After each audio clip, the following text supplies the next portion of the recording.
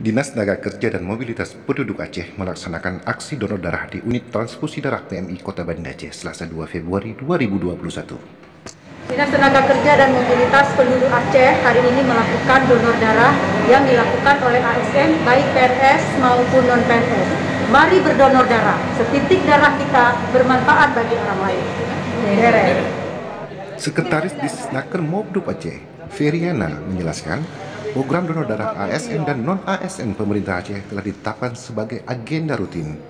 ASN dan non-ASN di setiap Satuan Kerja Perangkat Aceh atau SKPA didorong untuk mendonorkan darahnya secara sukarela. Setiap SKPA akan mendapatkan jadwal secara bergilir sesuai dengan ketentuan waktu donor darah.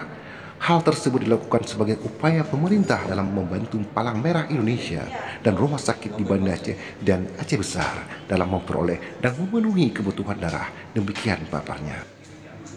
Dinas Tenaga Kerja dan Mobilitas Penduduk Aceh pada aksi donor darah hari ini mengumpulkan sebanyak 23 kantong darah.